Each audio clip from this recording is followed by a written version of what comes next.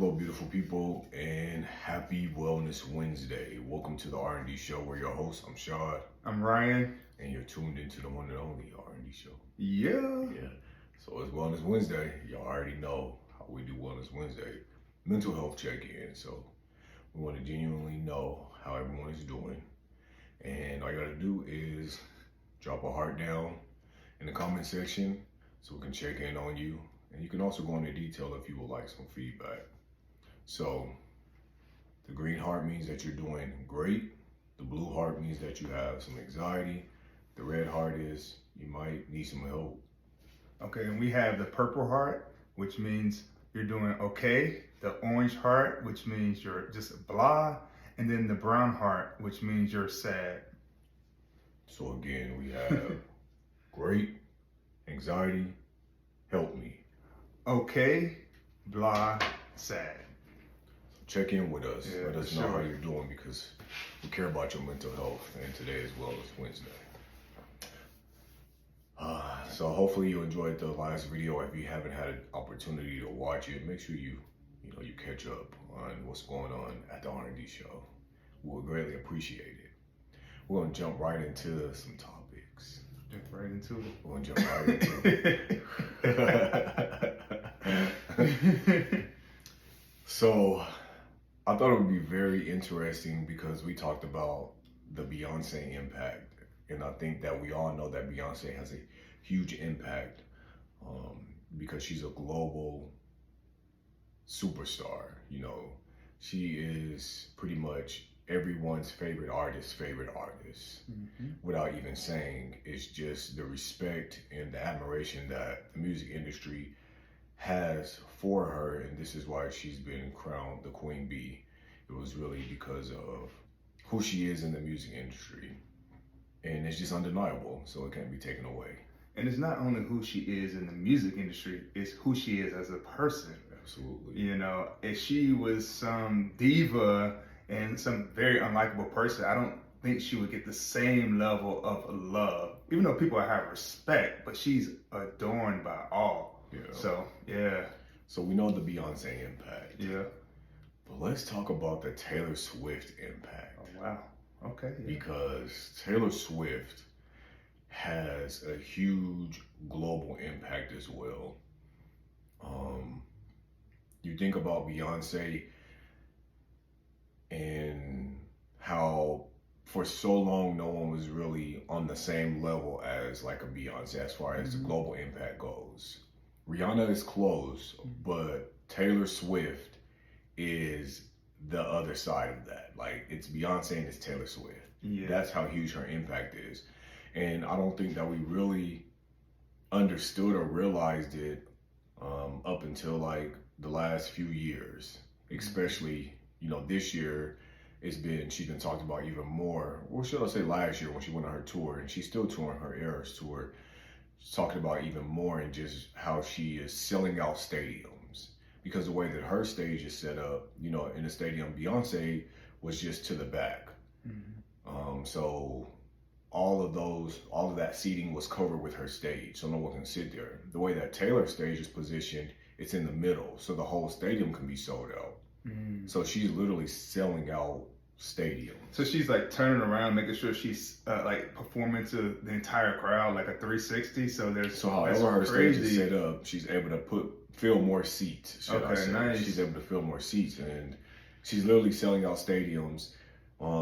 She literally had such an impact on like Ticketmaster. She was a part of why the rules were changing because Ticketmaster like shut down. As soon as her tickets went on sale, the demand was so crazy and it was so overwhelming.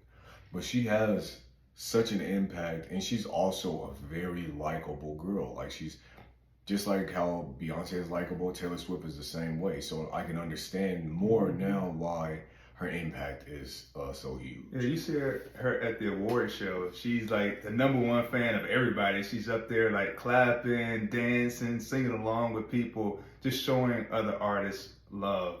And so, the Swifties are in full effect. Taylor Swift is doing her thing. You can think about her impact on the Super Bowl, right? We do have the Usher impact, but a lot of the impact was Taylor Swift. Like the NFL wanted her to be there, and they kept panning to her, throughout the Super Bowl, throughout the entire playoffs. So she has a huge impact, and she's very like getting close to that Beyonce level. I even know like more recently she did some like voting rights or a voting campaign to get people to sign up for votes, and like thousands and thousands of people signed up, and they were on CNN and MSNBC talking about the Taylor Swift voting impact. How she moved people to go and vote and to sign up to register to vote. So that's interesting.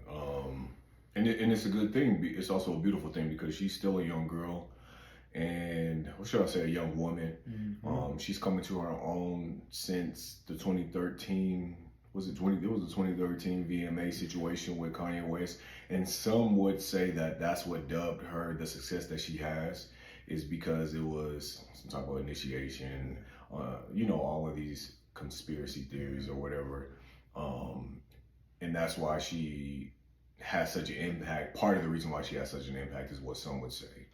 Let's talk about just where she's at. Like she's on tour, 146 dates across 5 countries. 146 days. When is she taking a break? Like, so that's this crazy. Tour is literally going on for the 2nd year right now. That's insane. And 100 million in global pre-sales when our tickets went on sale. Wow. 100 million plus. 2.2 billion in ticket sales in North America alone. Let's see, 13 million in U.S. ticket sales per night for her tour.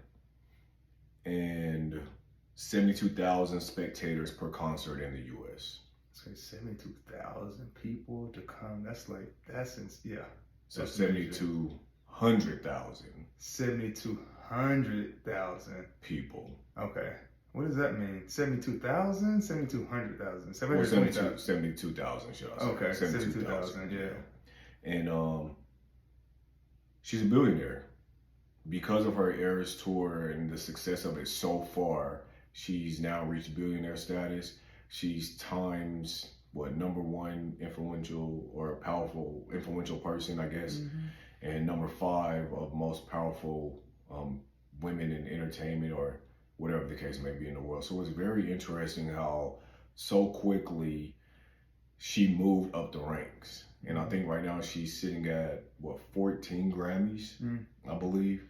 So I honestly feel like if anybody can get close to and catching up with the Grammy run, over the next decade, it'll probably be Taylor Swift. Yeah, because she keeps pumping out music year after year. Yeah. And so she definitely could achieve that. And she's been winning like the major awards, the album of the year. And so definitely she could probably get up there with that Beyonce in terms of the number of Grammys, and she keeps at it. But Beyonce's she keeps going. So she's not gonna slow down, and so she's gonna keep on acquiring Grammys. So I think Cowboy Carter might be album of the year. We'll see. Yeah. We'll see. It might be her time for that. Absolutely. But I also love the fact that they're friends. They both have this huge impact, but they also support each other. Beyonce was at her movie premiere. She was at Beyonce's movie premiere, and she speaks highly of Beyonce. She's always been a fan, but also showed how much she loves Beyonce too every chance she gets. And I think it's always great to see people speak highly of our legends, because to Taylor, Beyonce is a legend. She came and she also set a path for her as well. And Taylor has done an amazing job creating her path and leaving footprints and, doing certain things like she advocates for rights, and she speaks up for those things, whether it's women's rights or, equal pay, or it's artists having ownership as well. She went through an ordeal with her record label where she had to go and re-record so that she can own her masters, and dealt with some contractual issues and some other things. But she's a prime example of, when you believe in yourself and you're passionate about your craft, anything is possible. Yeah. And so it's great to just see, her influence and her still be a humble, likable, lovable person. Yeah, I think that's the other part of the equation is her being humble, likable, supporting other artists supporting her. That helps your career like stay up there, and with having a plethora of people just supporting you and loving you. And she has just, I mean, her fan base is huge. It's diverse too. Yes, it's very diverse. So would you go to a Taylor Swift concert? So there's a few songs that I do like of Taylor Swift. I haven't like sat and actually listened to a Taylor Swift album. Okay. There's some of her singles that I've listened to, like Bad Blood. I thought was a really, really amazing song. Mm-hmm. And then she has some other ones. So I don't know enough songs to just go and sit at a Taylor Swift concert. I think I don't know. I wouldn't pay $800,000 like I might pay to go see Beyonce, but just to go and see the hype experience. Someone gave me a ticket. I'll go. I might pay $100 or so. Yeah. I'll go to experience and show love. I don't think I'll pay it. Not yet. I wouldn't pay more than $200. Because it's tough. With concerts, there's such an high. Beyonce has raised the bar where the expectation, I know for me and for a lot of people, it's tough to just go to anybody's concert at this point. Before a Beyonce concert, I was down to go to anybody's concert, any artist that I just wanted to see. But now it's kind of tough. But I'll be more interested in seeing the crowd and their energy and seeing the crowd along with her. So I would just be interested in just the energy of the stadium. I don't think her and Beyonce are in two different lanes in terms of levels of performance, but in Taylor just being her true self on stage and being authentic and just resonating with her fan base and being her. She can't be anybody but herself. Yeah. And just seeing that and seeing the energy and the Swifties all excited to see the because they go crazy. Them Swifties go crazy. And she looks like she has a lot of fun on stage. I watched some of her tour, and I know it's about to premiere here soon on one of these streaming services. I think it's Disney. Maybe it's Disney, or it's one of the streaming services. She's going to drop the tour. And we can probably watch it and get a better feel. But that'd be interesting. Definitely got nothing but mad love and respect for Taylor Swift. I just think that she makes herself more likable because she doesn't seem bigger than most artists come into a situation and they act bigger than what they are, even if they are that big. Yeah, she really seems happy to be there. Yeah, she seems grateful. I'm just honored and grateful that I get to be in this space. Almost, how did I get here? I was listening to Michael B. Jordan on Jay Shetty's On Purpose podcast, and he was like, how did I get to be here? And at some point he felt some level of guilt, why me? Why not any other black man? A lot of my friends didn't make it here. A lot of other people acting in the game didn't make it there. And so he had such a spirit of humbleness and just of gratefulness. It was really beautiful to listen to. Yeah. And he finally realized in the last year and a half that he belonged. This was his path. He's supposed to be God had this path for him. This is why he's doing what he's doing. But to know that sometimes a higher being is ordering your footsteps, that keeps you humble, because it's not necessarily you. You have to do work. Faith without work is dead. But it's also that higher being that's allowing you to do what you're doing. Absolutely.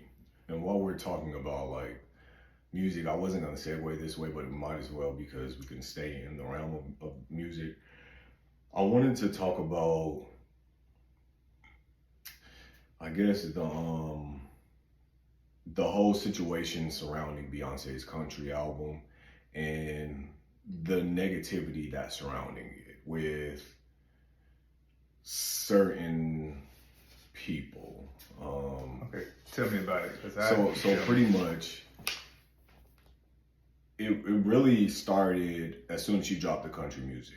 The two songs, there's an audience of people, Caucasian people, who immediately felt some type of way. Haters. And it's not everybody, but it's a huge audience of people who felt some type of way because for some reason they have this type of ownership thing, they own country music. And it's crazy because I randomly came across a whole petition, it was on Facebook, to petition her from releasing country music and being played on country radio. It makes sense, given the world that we live in, where there's a lot of fear and where you have not to get into too much politics, but you have a lot of Republicans who are afraid of black and brown people taking over, and so it makes sense because this is a thing that kind of even though we created it, white people have kind of owned that space. And now you have this black mega superstar coming in and taking over their space. You know, they felt like this was the thing they had in music. We got everything else. You know, we're in every other lane, but we haven't really made a mark in modern day society. I think historically we made a mark, and we created the genre. But you know, that's just a level of protecting what they are now seeing is their music. And now you got this black girl coming over here who has a #1 country album. So number one song. So I get it from their standpoint because they're stoked by fear, and you know, but we have to move beyond fear, you know, and beyond that fear is opportunity to bring a whole different audience to country music and to grow country music. Okay. So we have to be careful because we Yeah. can't talk about. Oh wow. Yeah, it's You can't. some Okay. rules. Okay, some rules. Okay. Yeah, so hopefully they'll give us a pass. Please give us a pass. But what I will say is Miley Cyrus did hip hop and R&B music. She did a whole album. Jack Harlow does rap music. Justin Timberlake came over and is doing it again right now, but did R&B and, you know, hip hop music along with his pop, but his album R&B, he does R&B music. You have artists Pink. like Pink, who came out with an R&B album when she first premiered. You already did Eminem. I was getting the Eminem, rap artist. He's doing rap music. John B. We can keep going. John Robin B. Thicke. Let's keep Robin going. Thicke. There's Justin Bieber, Yeah. who's done R&B music and hip hop music and works with these hip hop and rap artists as well. I mean, there's so many Caucasian artists who get to dibble and dabble in R&B and hip hop and switch back and forth, and there's no outrage. There's nobody going crazy. There's no petitions because we are accepting. We have always been so accepting and welcoming of any and everybody. And if anything, if somebody is doing it to a certain, you know, standard and they're doing it a certain way that really wows us, then we're really going crazy over it. We really stand up and applaud, you know, in such a huge celebratory way. So it's interesting that we don't get the same thing in return when one of our people decides to do something like country music or rock music, so on and so forth. Yeah, it is interesting that we always embrace, you know, when Caucasians come into the R&B space, and they can even just be mediocre, but they're doing okay. We're like, damn, they're nice. But it is interesting that it's not vice versa when we go into other spaces. That says, I think we're comfortable, we're secure in who we are as a, you know, in terms of our ethnicity, in terms of our impact on music, and maybe a little bit insecurity on maybe the other race in terms of their impact on music, because we have been the ones that's created a lot of these genres. And so maybe that's just a little bit insecurity on their part. And we know we can sing, we know we can dance. Not everybody, I can't sing, I can't dance, but a lot of us. So we know our impact on music. And so it's like, again, stoked in fear, maybe even a little bit of inferiority, sadly to say. Yeah, it's very interesting that anytime we decide to do something and we're really good at it, it's not always accepted. You know, I think you've kind of seen the same thing in like gymnastics and some other sports, but we can have, you know, football and basketball, but when it comes to everything else, it's like this huge ownership of we don't want them in there. This space isn't for them. When really we're so talented and so gifted that we literally thrive in every space that we enter in. Yeah. So it's just interesting that we don't get that same type of reception. We don't get the same type of welcoming.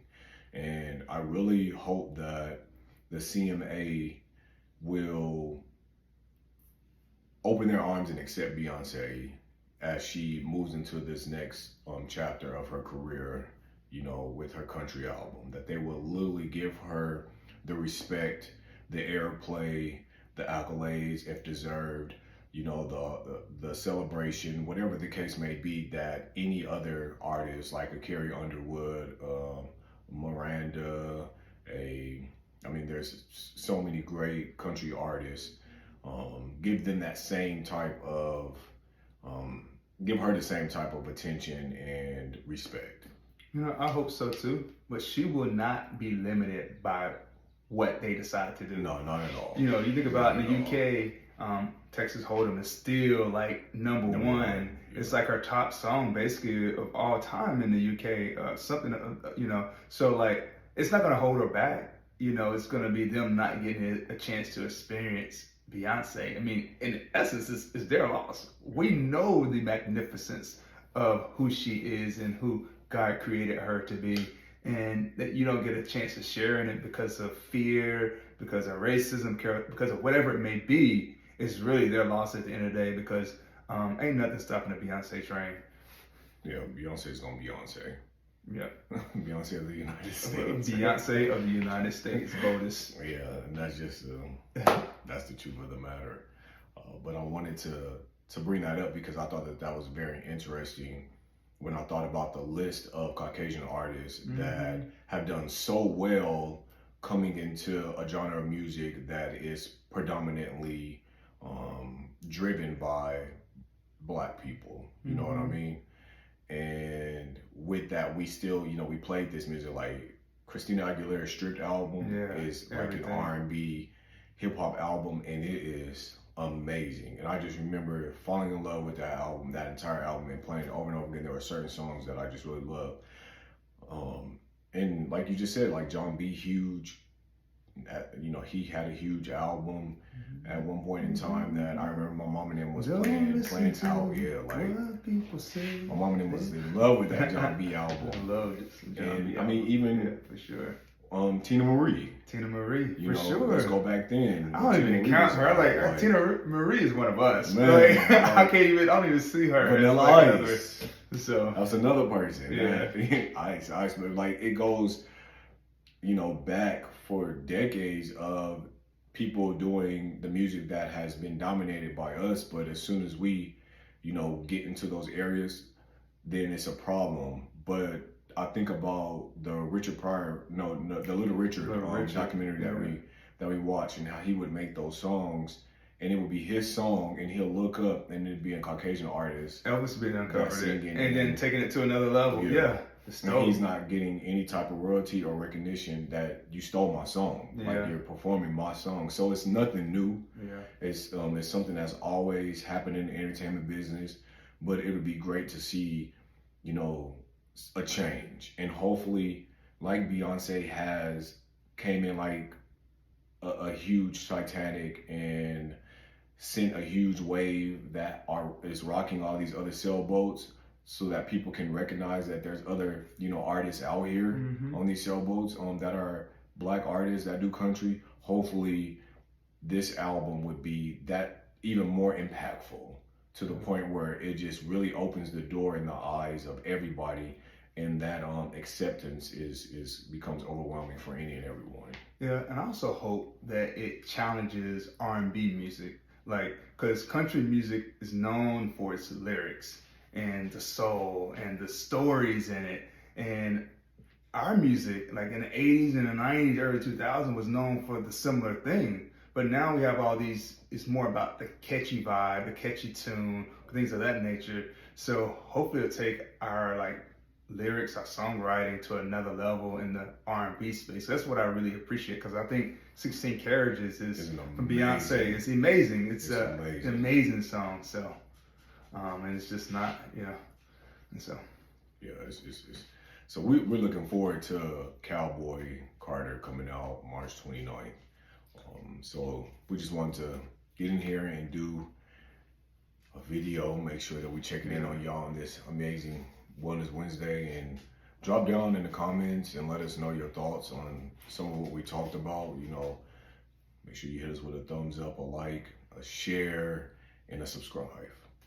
subscribe to the R&D show. We really appreciate it. I want you to be good. Yes. Like, Take care of yourself. take care of yourself. Absolutely. Yeah, for sure. Today and every day. Every day. Again, happy Wellness Wednesday, and Wellness hopefully you're doing Wednesday. something to make you feel well today.